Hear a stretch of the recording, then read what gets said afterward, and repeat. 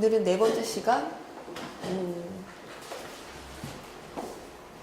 지난주에 이제 르네상스와 종교개혁 관련 이야기들을 좀 했고, 인쇄 이야기를 했고, 지난번에 이제 시간이 조금 남아가지고 카메라 obscura까지 이야기를 좀 했어요. 기억나시는지 모르겠어요. 이런 순서대로, 이런 흐름으로 오늘 강의 진행해 볼게요. 이거는 15세기의 안토넬로 다 메시나라는 작품, 그 작가의 작품이에요. 성 제롬의 서재. 그의 어떤 공부? 그의 공부가 하고 있는 모습을, 그의 서재 방에 있는 그 성 제롬의 모습을 보여주고 있는데, 이에로니무스이죠. 보이스는 잘 모르겠지만 이 사람의 어트리뷰트는, 그러니까 이 사람의 상징이라고 할 수 있는 거는 도판을 읽을 때 요 사자예요. 지금 이게 조금 선명하게 안 보이는데 저 그늘 뒤에서 사자가 아주 조그만 강아지처럼 보이기도 하지만 원판을 보면 선명하게 사자 모양으로 보여요. 이렇게 갈기가 있는 사자의 모습이 보이거든요. 근데 이 사람이 사자의 발에서 가시를 뽑아주었다는 이야기 일화가 있기 때문에 이 사람의 상징으로 사자를 많이 그려요. 이 사람은 어떤 사람이냐면 5세기경에 성경을 라틴어로 번역한 사람이에요. 우리 지난번에 기억하실지 모르겠는데 홀바인이 그렸던 에라스무스 기억하시죠? 이 사람이 성경을 번역한, 이 사람은 라틴어를 히라보로 다시 번역을 했죠. 원래 언어를 찾아가서. 당신은 히라버, 아람어, 그 다음에 히브리어로 성경되어 있잖아요. 근데 그거를 그때 당시에는 이 사람이 살았었던 시대에는 라틴어가 일반 언어였기 때문에, 일반적으로 통용되고 있었던 언어였기 때문에 그 라틴어가 쉬웠던 언어였죠. 그래서 그것을 라틴어로 번역을 했었던 사람이에요. 성인이었죠. 근데 라틴어는 지난 시간에 얘기했던 것 같긴 한데 7세기경 되면은 라틴어는 죽은 언어가 돼요. 그래서 그 이후에 여전히 라틴어를 쓰이긴 쓰죠. 학자들이 쓰고 학자들이 철학자구나. 철학자들을 비롯한 많은 학자들이 쓰고, 성경도 역시 라틴어로 되어 있기 때문에 계속 쓰고, 국제어도 라틴어예요. 사실 우리가 국제어라고 이야기할 수 있는, 많이 통용되고 있는 언어가 라틴어였기는 했지만 실제로 라틴어를 사용하진 않았기 때문에 라틴어가 굉장히 어려웠었죠. 어려워서 일부 계층들만 라틴어를 사용하고 있었는데, 훗날 나중에 에라스무스가 그것을 다시 원전을 찾아가야 된다는 것을 주장하면서 히라보로 번역을 다시 했고, 그러고 나서 다시 각각의 그 지역 언어들, 민족들의 언어들로 또 번역이 되면서 그 종교개혁을 이끌었다고 이야기할 수 있겠죠. 이 그림을 가져온 이유는 지난 시간에 우리가 이야기했었던 원근법, 그 르네상스 시기 원근법 때문이에요. 이 사람은 메시나라는 사람은 우리나라에는 그렇게 많이 알려져 있지는 않은 것 같아요. 아시는 분이 많이 없으신 것 같아요. 대중적으로는. 근데 사실 이 사람은 굉장히 유명한 사람이에요. 실제로 르네상스 시기 굉장히 유명한 사람이었고, 그리고 이 그림은 라임이라고 되어 있는데, 이거는 라임스톤이에요. 라임스톤은 석회, 암 위에 유화로 그린 그림. 유화 지난 시간에 이야기했었죠. 르네상스 시기에 가장 그림 기술로서 이야기 나왔을 때 대표적이었던 게 유화의 발명이라고 이야기할 수 있는데, 바네이크라고 부르는 우리가 지난번에 굉장히 모순적인 상징들이 가득했던 어떤 그 결혼 사진 기억나시죠? 그 그림을 그렸던 사람이 유화를 발명했다고 알려져 있는데, 이 메시나란 사람은 그 사람하고 교류를 했던 걸로 알려져 있어요. 그래서 알려져 있는데 기록은 또 정확하진 않아요. 굉장히 정확하진 않아서 확실하진 않지만 교류를 했던 걸로 알려져 있고, 그리고 그한테서 유화를 배워왔다고 알려져 있어요. 이 사람은 당연히 이탈리아의 화가거든요.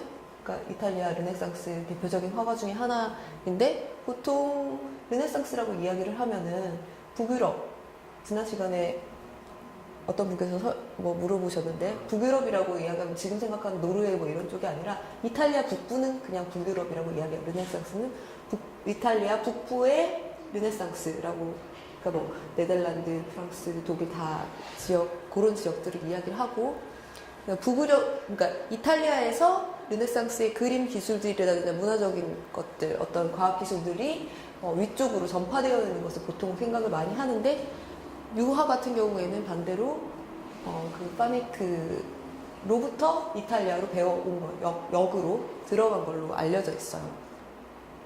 그림 보시면 아시겠지만 굉장히 이 그림 수학적인 원근법으로 가득 차 있어요. 건축물 자체도 그리스 시대의 고전미가 흐르고 있죠. 우리도 지금 고전적인 아름다움이라는 이야기를 하는데, 고전이라고 하면은 클래시컬 이렇게 이야기하죠. 그게 다 원래는 그리스 시대를 이야기하는 거예요. 그래서 고전적인 아름다움이라고 이야기를 하면 클래시컬 뷰티라고 이야기를 하면은 그리스 시대의 아름다움을 이야기해요.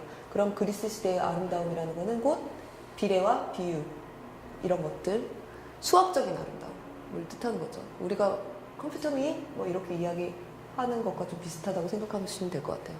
그런 어떤 수학적인 비율이라든지 아름다움들이 가득한 작품이에요. 메시나 이야기가 나와서, 다 메시나 이야기가 나와서 작품들을 조금 몇 개 가져와 봤어요. 이거는 우리가 한국말로 번역할 때 수태고지라고 이야기하는, 보통 마리아가 임신, 예수님을 잉태하였다는 것을 알게 되는, 천사로부터 알게 되는 그 이야기, 그 장면들을 그린 그림들을 보통 수태고지라고 이야기를 하는데, 요거는 독특하게도 천사로부터가 아니라, 천사 가브리엘로부터가 아니라 어떤 책으로부터 이야기가 되고 있죠. 네, 오늘 없어요.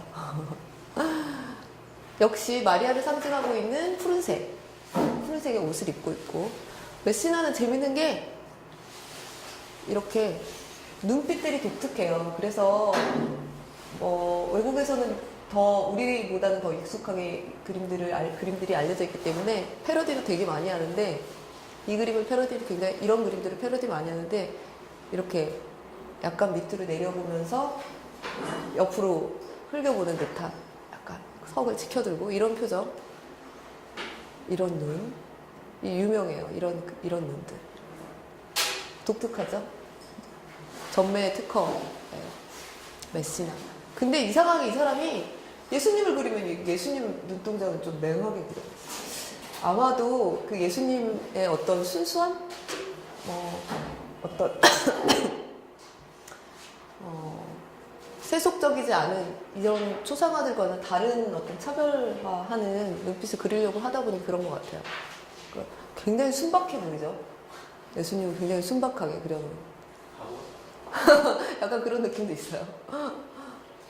네, 이거는 이탈리아의 그 5,000리라 그림에 메시나의 초상화극이 있어요. 지금은 이 돈이 없지만 이 정도로 이제 유명한 화가예요. 우리에게 잘 알려져 있지 않아서 이제 이런 걸 가져왔어요. 근데 과연 이 그림들이 카메라 오브스큐라가 쓰여졌을까? 지난번에 갑자기 질문하셔가지고 제가 완전히 잊어버렸어요. 너무 당연한 건데 잊어버렸어요. 옵스큐라가 라틴어로, 그러니까 영어로 번역을 하면 옵스큐얼, 그러니까 희미한, 흐릿한 이런 뜻이죠. 영어로는. 그러니까 이게 사실 암흑이라고 생각하시면 되고, 카메라가 방이에요. 챔버. 내가 갑자기 생각이 안 났어. 그게 생각이 안 나서. 그래서 어둠의 방이라는 뜻이에요. 어두운 방. 카메라 옵스큐라가 과연 카메라 옵스큐라에 대한 이야기를 지난 시간에 잠깐 했었는데, 이 그림은 르네상스 후 그림들과, 전형적인 그림들과는 약간 좀 달라요. 왜냐하면 르네상스 전형적인 그림들은 보통 빛과 그림자가 이렇게 선명하진 않아요. 그러니까 환한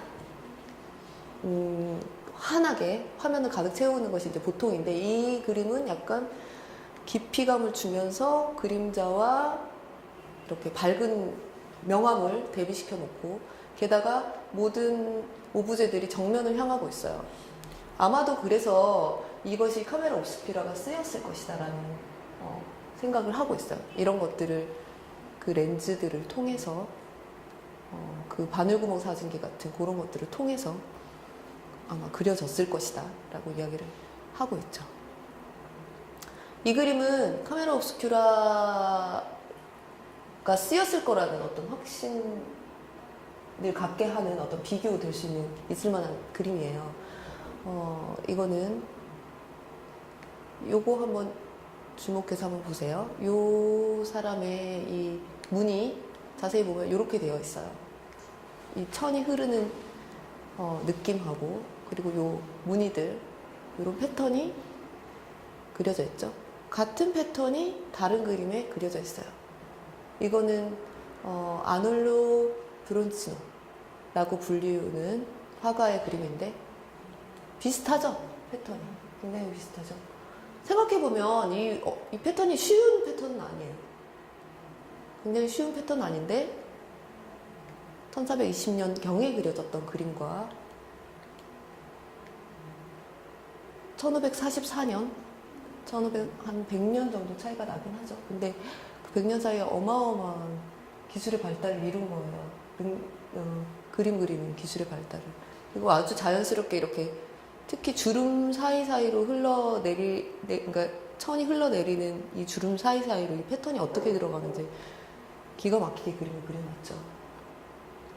이게 아마도 그 카메라 옵스큐라가 아니었으면 이런 그림 못 그렸을 거다라고 추정하고 있어요. 이것도 마찬가지.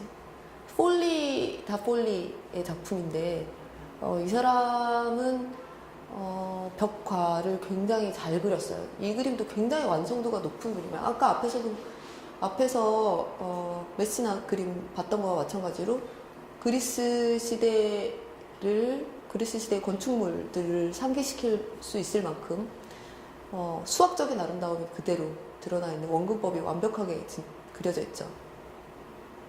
너무 정확하게, 건축물을 너무 정확하게 잘 그렸고, 또 이 깊이감이라든지 이런 것들을 굉장히 잘 표현했어요. 그런데 옷 같은 거를 보면은, 앞에서도 전 시간에서도 이야기했었지만, 이거는 수학적인 것들이 있기 때문에 수학적 비율과 비례를 따져서 그림을 그리면 크게 큰 어려움은 없을 것 같아요. 근데 예를 들어서 이런 옷의 흐름이라든지 이런 자연스럽게 뭔가 흘러내리는 것 같은 것들, 그런 것들은 그림을 그리기가 쉽지는 않을 것 같아요. 요 그림하고 요 그림 비교해보면, 요거야말로 진짜 그려진 연도 차이가 별로 안 나요. 한 50년 채 차이가 안 나는데, 그런데 앞에서 봤던 요런 천의 느낌과 옷은 같죠. 교황의 옷을 그리고 있으니까 옷은 같은 옷인데 주름이라든지 이런 세부적인 느낌들이 굉장히 달라요. 게다가 이제 심증, 또 하나의 심증, 학자들이 이야기하는, 특히 데이비드 호크니가 이야기하는 심증이라고 할 수 있는 거는, 요 시대만 하더라도 중요한 사람을 크게 그리거나 하진 않았어요. 그건 중세시대 때 약간 그렇게 그렸었고, 르네상스 시기만 해도 실제 비율이라든지 이런 것들을 굉장히 많이 따지면서 그렸기 때문에, 보시면은 뭐 교황이 앉아있고 다른 추기경들이나 이런 사람들 서있고 하는 거, 뭐 누가 더 커야 되고 뭐 높아야 되고 이런 개념 없이 그냥 아주 그냥 자연스럽게 그림을 그려졌어요. 근데 이건 좀 이상하죠. 앉아있는 사람과 서있는 사람이 높이가 같아요. 뒤에 있는 사람들은 분명히 서있는 것 같은데 앉아있는 교황과 높이가 같죠.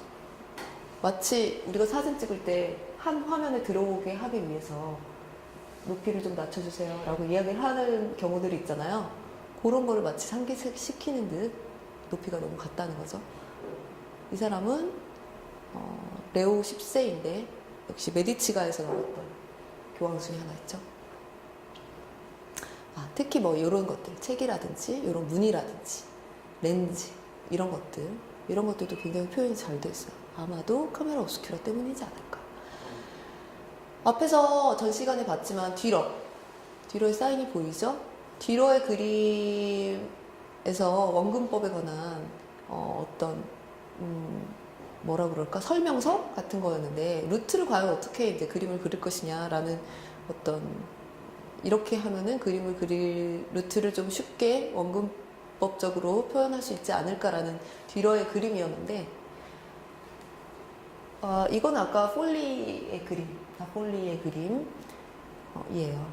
아주 아름답죠. 정말 잘 그렸어요. 이렇게 봐서는 루트를 잘 그렸어요. 잘 그렸는데 뭐 정면이기 때문에 잘 그렸다 못 그렸다를 뭐 이야기하기는 좀 그런 것 같아요. 그쵸? 원근법적으로 어떤 독특한 느낌이 있는 루트는 아니에요. 그냥 이 전체 작품적으로 그냥 뭐 정면을 바라보고 있는 루트를 그렸기 때문에 그냥 작품이 좋다 뭐 그냥 요 정도지, 특별히 뭐 이게 원근법이 잘 보여지고 있다 그러지는 않죠. 요것도 마찬가지예요. 폴리가 그린 그림인데 굉장히 잘 그렸어요. 너무 잘 그렸고 루트도 크게 어색하지는 않은 것처럼 보여요. 그런데 뒤로가 그린 루트랑 비교를 해보면, 이거 보다가 요걸 보면 좀 어색해요. 뭔가 좀 어색해. 뒤로는 아마도 카메라 옵스큐라를 사용을 했을 것이다. 네. 바이올린 이것도 기가 막히게 표현이 되어 있죠. 또 하나 악보도 역시 굉장히 잘 표현이 되어 있어요. 뒤에 가서 이 그림은 한 번 더 이야기를 하도록 할게요. 이거는 지난 시간에 이야기했던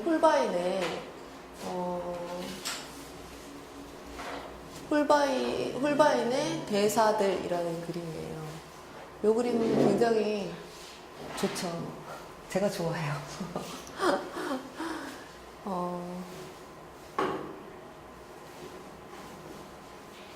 홀바인의 전매 특허라고 할 수 있는 홀바인의 카페트라고 불린다고 그랬죠. 홀바인의 카페트라고 불리는 요 카페트의 모양이 그려져 있고, 사실은 아나톨리아 카페트라고 하는데 그 카페트를 이제 홀바인이 너무 잘 그렸고, 그래서 많은 사람들이 감탄했던 모양이에요. 그래서 홀바인이 굉장히 즐겨 그렸어요. 쉽지 않은 표현인데, 그래서 홀바인의 카펫이라고 불려지죠. 원래는 이렇게 생겼어요. 실제로는 남아있는 게 있더라고요. 이렇게 복잡한 문양을 갖고 있는데 홀바인이 이렇게 아주 잘 흘러내리는 느낌으로 잘 그렸죠. 밑에 대리석이 깔려있고, 커튼들, 옷들, 뭐 각종 뒤에 소품들 너무 잘 그렸어요. 요거는 천체도, 요거는 나침반, 요거는 천체 고도 측정기예요.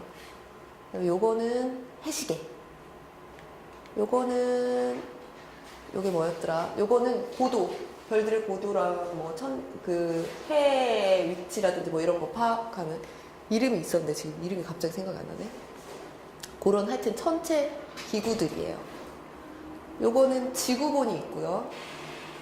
뒤에 가서 나중에 보이겠지만 산술책이 있고 직각자가 있어요.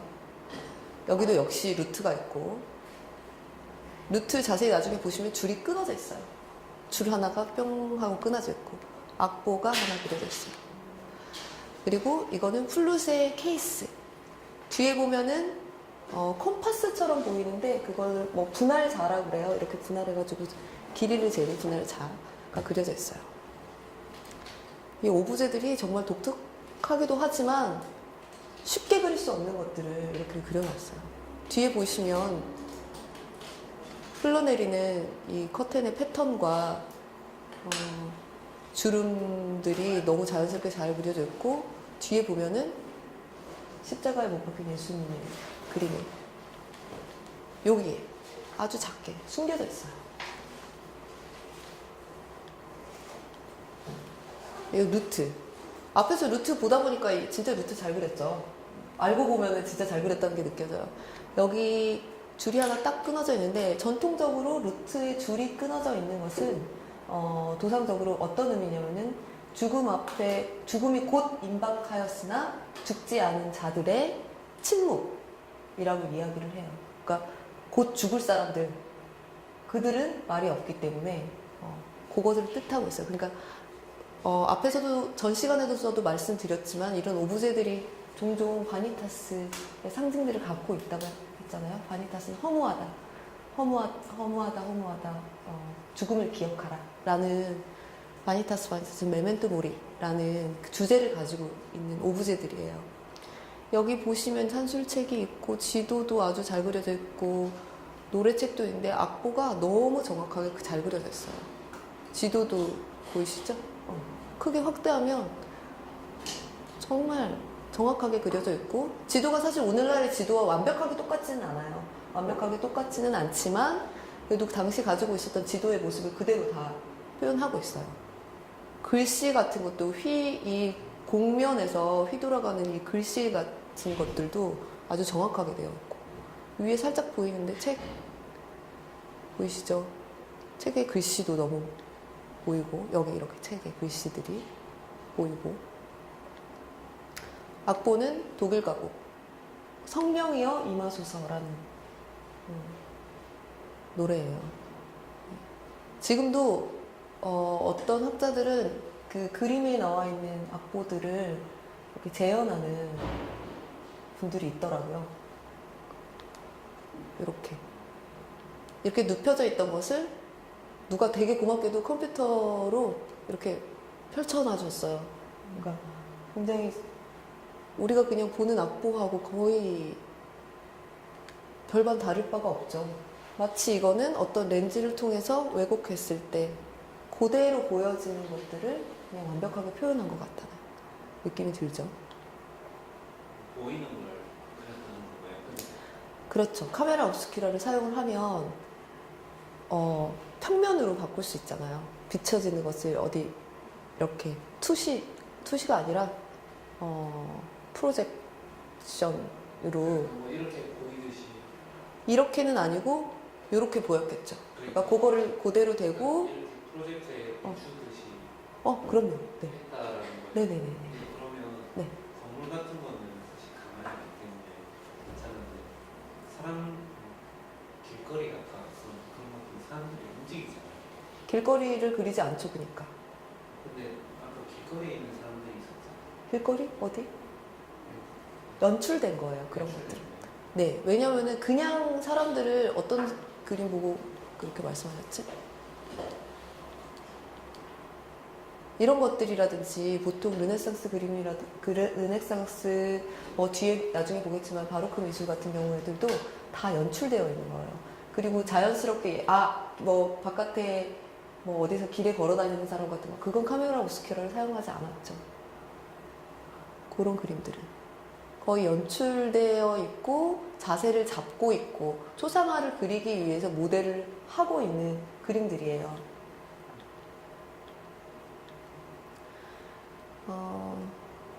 살프라는 이름이 쓰여 있어요. 이 사람의 이름이에요. 칼집의 모양들도 자세히 보면 뭐 딱히 설명을 하지 않아도 그냥 보시면 훌륭하다라는 걸 느끼실 수 있을 것 같아요. 이거는 어느 부분이냐면은 아까 그 살프라는 사람의 모자 장식이에요. 이게 지금 잘 보이시는지 모르겠지만 이것도 바니타스 상징이에요. 해골 모양이에요. 이렇게 옆으로 기울어져 있어서 지금 이게 그림이 약간 흐린 것 같은데, 네, 보면은 해골이라는 걸 볼 수 있어요. 요 부분에 있어요. 요 부분에 달려 있어요. 요 그림에서 이제 또 가장 중요한 부분 중에 하나는 여기 이상한 뭔가 희뿌연 물체가 보이죠? 이게 뭘까? 이거예요. 뭔지 아시겠어요? 어떤 분이 문신을 하는 게 있더라고요. 인터넷에서 찾았는데 이렇게 길쭉하게 손가락에 길게 그냥 해골 그림을 그려놨어요. 근데 이렇게 해놓으면 여기서 이렇게 착시 때문에 축소돼 보이겠죠. 요 길이가 축소가 되니까 정상적인 동그란 해골이 보이는 거죠. 그래서 약간 보면은 여기 손가락 그림이 아니라 여기 중간에 약간 떠 있는 것 같은 교묘한 착시를 일으키죠. 요것도 마찬가지예요. 뭔가로 늘려놓은 듯한. 요렇게 줄이면 세로로 그러니까 7시 방향에서 2시 방향? 이렇게 되어 있었는데, 길쭉하게 되어 있었는데, 그거를 요렇게 줄여버리면 이렇게 동그란 해골 모양이 나오는 거죠. 그걸 왜곡된 모양으로 이렇게 원래 줄여놓으면 이런 모양이 된다는 거죠. 옆에서 보면 볼수록 동그랗게 보여요. 아까 이렇게 손가락 한 것처럼. 이것도 사실 바니타스의 상징이죠. 해골이기 때문에 이 사람들이 젊고 훌륭하고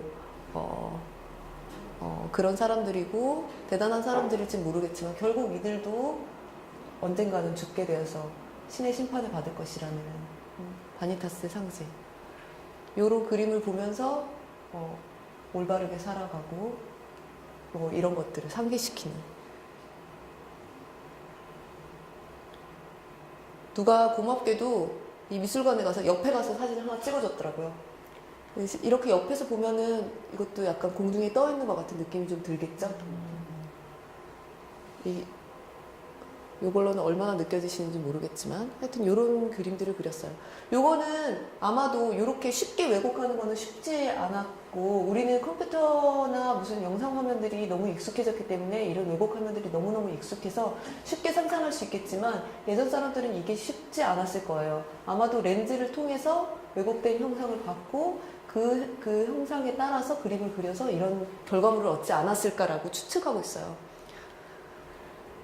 이거는 18세기 1700년대 중반 정도에 나왔던 어떤 군사기술에 관련된 책 인쇄물 중에 하나인데 카메라 옵스큐라에 대한 설명을 담고 있어요. 이거는 한참 후이긴 하지만 어쨌거나 벽에 바늘구멍을 뚫어놓고, 바늘구멍은 아니겠죠. 바늘구멍 사진기보다는 훨씬 큰 구멍이겠지만 어쨌거나 빛이 들어올 수 있는 구멍을 해놓고 그거를 빛을 비추면 여기에 있는 여기에 있는 건축들이 이 곳을 통해서, 이 렌즈를 통해서 반사되고 투가 돼서 이쪽 벽에 이제 맺히면, 이거는 이제 방 아니겠죠. 방 안은 당연히 어두워야 할 거고, 그러면은 요 그림이 요렇게 뒤집혀서 상을 맺힐 것이다 라는 걸 이제 설명해주고 있는 그림이에요. 요런 식으로. 요거는 방 안에서 어떻게 이 카메라 옵스큐라를 실현하는지에 대한 그림이에요. 막을 설치해 놓고 이쪽 면은 어둡게 해놓고 이쪽은 그림 있는 쪽은 이제 환하게 해놔야 되겠죠. 그러면은 요거를 이렇게 투가 하면은 이제 반전된 뒤집힌 상이 맺힌다는 그림. 작은 규모라면은 요런 식의 카메라 옵스큐라도 만들 수 있어요. 바깥에서부터 이렇게 들어오는 빛을 통해서, 렌즈를 통해서 여기에 상이 맺힐 테고, 여기에서 이렇게 이걸 보고 여기서 이제 그림을 그리는 거죠. 종이로 되고 비치는 종이로 되고. 이것도 18세기인데 18세기에는 카메라 옵스큐라라는 어떤 이런 것들을 설치를 해놓고 일종의 관광 상품처럼 사람들이 구경하는 모습이에요. 이런 것들은 옆에가 아니라 위를 통해서 들어왔기 때문에 동그란 이런 상이 맺히는 구조물을 해놓고 이 바깥에 있는 사람들이 이렇게 들어와서 거울을 비춰놨겠죠. 반사돼서 거울에 반사되고 여기 이 렌즈를 통과해서 들어온 상이 여기 맺힐 수 있도록, 그래서 바깥에를 카메라 옵스큐라를 경험해 볼 수 있는 방 같은 거죠. 이거는 누군가가 자기 집인지 어딘지는 모르겠지만 카메라 옵스큐라를 꾸며놓은 거예요. 멋지죠? 바깥에 보이는 이제 건물들과 어디 뭐 눈 덮인 거리가 이렇게 비춰지는 모습. 뒤로도 그 이탈리아에 다녀온 이후로 카메라 옵스큐라에 대해서 배웠던 것 같다는 추정을 하고 있어요. 물론 뒤러가 원근법에 대해서 전혀 몰랐던 건 아니었지만 이탈리아를 갔다 와서 기술이 화끈하게 늘었어요. 굉장히 많이 늘었고, 특히 이 풀밭 같은 경우에는, 풀숲 같은 경우에는 진짜 그 어떤 사실주의의 꽃이다라고 이야기를 할 수 있을 정도로 요런 풀들의 모습을 그냥 뒤로의 뭐 잔디, 뒤로의 풀이라고 부를 정도로, 이 민들레 뭐 이런 것들을 그렇게 부를 정도로 이 그림이 당시로서는 충격적으로 사실적이었고, 그리고 굉장히 많이 퍼졌죠. 뒤로 같은 경우에는 북유럽의 북부 르네상스를 이끌었던 사람들 중에 하나였는데, 아까도 잠깐 말씀드렸지만 북유럽 르네상스라고 이야기하면 이탈리아 북부를 이야기한다고 아까 말씀드렸죠. 그런 화가였고, 당시에 뒤로는 굉장히 많이 유명했어요. 뒤로는 그림을 너무 사실적으로 그린 걸로 유명했기 때문에 뒤로의 작업실에서는 이런 작품들을 종종 내놓았어요. 그래서 그냥 사실적으로 표현한 것들, 그러니까 약간 백과사전적인 어떤 그런 것들을 그려서 보여주고, 그리고 사람들이 그거를 구입하고, 약간 백과사전적인 의미로 지식적인 측면에서도 굉장히 각광을 받았던 거죠. 실제로 그래서 20세기 초까지만 해도 백과사전에 뒤로의 그림이 세밀화처럼 올라와 있는 경우들도 굉장히 많았어요.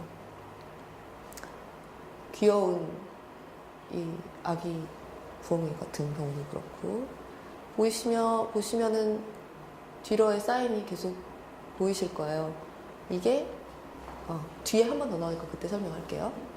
뒤로의 자화상이에요. 그림을 굉장히 자화상 잘 그렸는데 1500년에 그린 그림, 16세기 시작하면서 그린 그림인데 자신의 자화상을 이런 식으로 그린 사람이 사실 그때까지는 없었어요. 정면을 바라보고 있고 굉장히 자신감에 넘쳐 흐르고 있고, 게다가 누구 생각나지 않아요? 예, 예수님의 모습하고 닮아있어요. 자신을 예수님의 모습처럼 그린 거예요. 지난 시간에 말씀드렸지만 중세 시대를 거쳐오면서 예수님의 이미지가 어떻게 좀 표준화됐다는 거 말씀드렸죠? 구불거리는 머리, 어깨 정도 흘러내리는 머리, 수염, 이런 모습들, 색깔도 약간 이런 색깔들, 그러니까 이런 표준화된 이미지들을 갖게 되었는데, 이 모습을 그대로 뒤로가 자신의 초상화로 썼어요.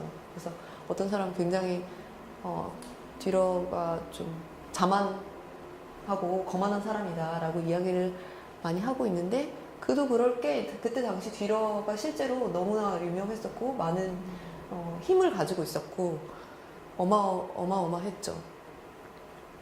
뒤로의 사인, D는 알아보실 테고, 여기는 A,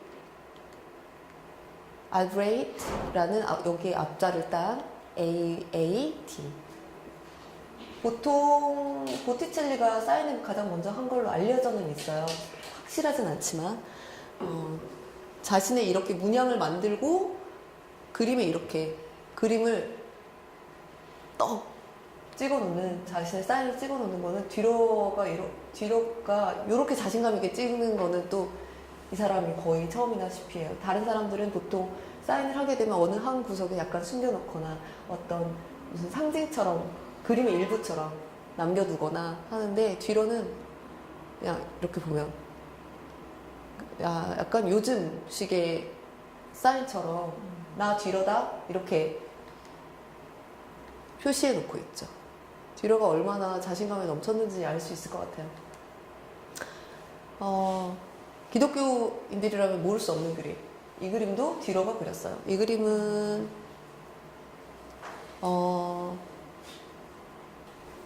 3단 재단화라고 불리우는 세 개의 패널의 어떤 재단에 그리는 그림을 그리기 위해서 준비한 드로잉인데요. 기도하는 사람의 손이죠.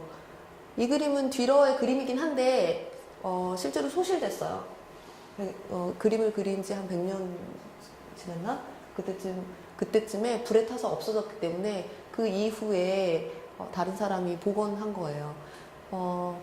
뒤로가 뒤러 사후 뭐 한 100년 이쪽 저쪽에 뒤러의 리플리카만 그리는 화가들이 있을 정도로 그때 당시에도 굉장히 유명하셨던 거죠.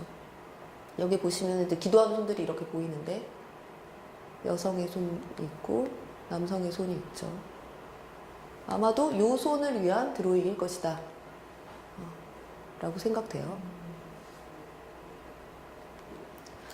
뒤러의 그림 중에 이제 재미있는 그림 중에 하나는 지난 시간에도 잠깐 뭐 질문하셨었는데 흑백인 걸 보니 인쇄물인 것 같죠? 사실 이때 당시만 해도 코뿔소는 굉장한 화제거리였어요. 왜냐하면 코뿔소를 제대로 본 적이 없었기 때문에. 아프리카 코뿔소도 있었지만 인도 코끼리는 더더군다나 본 적이 거의 없었고, 당시에 포르투갈이 인도 항로를 개척하면서 뭐 향신료라든지 후추라든지 이런 것들을 가져와서 팔면서 굉장한 부를 축적하고 있었고, 리스본은 어마어마하게 큰 항구였어요 당시에. 근데 그때 그리고 사람들이 이제 인도를 다녀오면서 동양에 대한 어떤 이야기들, 과장되게 이야기를 굉장히 많이 했었죠. 그러니까 신기한 동물들에 대한 이야기들, 뭐 부에 대한 이야기들, 황금에 대한 이야기들, 뭐 이런 거 뭐 수도 없이 뭐 무슨 이야기들을 많이 남겼는데, 특히 그 중에서도 코끼리가 아니라 코뿔소에 관한 이야기들이 굉장히 화제로 많이 나왔었어요. 코뿔소가 이렇게 좀 극단적으로 표현된 걸 가져오긴 했지만 사실 이렇게 표현이 되어 있었어요. 그 이전에는. 이런 식으로 표현을 하다가 뒤로가 이거를 그렸죠. 리스본 항에 코뿔소가 들어오게 됐던 날이 있었어요. 그러니까 처음으로 인도에서 그 화제의 코뿔소를 데리고 왔던 거죠. 근데 그 이전에도 한번 코뿔소를 데리고 오려고 일종의 전리품 같은 거죠. 그러니까 인도에 갔다 왔다는 것을 보여주기 위해서 그 대단한 코뿔소 한번 데려와 보자 해가지고 데려왔는데 처음에는 죽었어요. 코끼리 제대로 몇 개월 동안 그 배에서 견디질 못했던 거죠. 그래서 코뿔소가 죽었고, 그 다음번에 또 한번 시도를 했었는데, 그리고 나서 포르투갈의 왕에게, 그러니까 황제에게 코뿔소를 선물하겠다 라면서 가져왔다가 황제가 이렇게 진귀한 것을 교황께 드려야 된다 뭐 그러다가 이렇게 저렇게 하다가 막 죽어버렸어요. 그리고 마침내 그 다음번에 코뿔소를 데리고 오게 되는데, 코뿔소가 그 리스본 항에 들어온다는 소문을 듣고 어마어마하게 많은 인파들이 몰렸어요. 그러니까 코뿔소가 들어오니까 뭐 사람들도 몰리고, 그 사람들을 통제하기 위한 뭐 군인들 뭐 다 오고 그랬었는데, 그 중에 프리스모라는 무명의 당시에 그 화가가 하나 있었어요. 그 사람이 자기가 한번 코뿔소를 보고 코뿔소 그림을 그리고, 그리고 그 코뿔소 그림을 통해서 자기가 한번 이걸로 내가 화제가 될 수 있겠다, 내 그림으로 한번 떠봐야 되겠다 라는 야망을 가지고 코뿔소 그림을 그렸어요. 근데 인파에 떠밀려가지고 실제로 코뿔소를 제대로 보고 그림을 못 그렸던 것 같아요. 근데 그 그림을 가지고 인쇄를 하려고 가서 그 인쇄를 하면 이제 대량으로 다른 사람들에게 팔 수 있기 때문에 인쇄를 하려고 가지고 갔더니, 그 사람이 너무 무명의 화가였기 때문에 이 그림을 지금 유명하고 굉장히 세밀하게 잘 그리는 뒤러에게 부탁을 하면 우리가 더 많이 팔 수 있겠다 싶어서 인쇄공들이 뒤러에게 그 그림을 갖다 줘요. 그리고 목격자들의 말들을 더 수집을 해가지고 그 그림을 보완해서 이 그림을 완성시켜요. 그래서 당시에 어마어마하게 이 그림을 많이 팔았어요. 인쇄를 해서. 그래서 굉장히 유명해졌고 지금까지도 알려져 있죠. 그리고 실제로 이 그림도 20세기 초까지 백과사전에 인도 코끼리라고 하면 나와 있을 정도로 그런 그림이었어요. 근데 재밌는 게 이 그림은 실제 인도 코끼리와 다르다라는 걸로 유명하죠, 이제는. 근데 저도 이 그림 때문에 인도 코끼리를 찾아봤거든요. 근데 뭐가 다른지 사실 잘 모르겠어요. 저는 이 그림 전에는 인도 코끼리 모습을 본 적이 없었던 것 같더라고요. 아프리카 코뿔소가 맞지. 인도 코끼리 본 적이 이렇게 갑옷을 두른 듯이 이렇게 생긴 애는 전에는 못 봤던 것 같더라고요. 그래서 요 이야기를 찾아내고 그때 공부를 하면서 요 얘를 찾아봤더니 구별을 잘 못하겠더라고. 한 뭐 이런 뿔 정도? 뭐가 다르지? 뭐가 틀렸다는 거지? 뭐 좀 과장되게 그려진 부분들이 뭐 없던 건 아닌데 그래도 비교적 괜찮은 것 같아요. 인도 코끼리라고 그러니까 아래 네팔이요. 네네. 네팔 쪽. 네. 아 그럼 인도 코끼리 네팔 걸쳐서 그쪽 지역에 있는 코끼리인 거죠. 코끼리에게 국경이 없기 때문에 그쪽 지역에 있는. 그럼 저기 요- 네네네. 이 코뿔소를 이제 보통 인도 코뿔소라고 보통 불러요.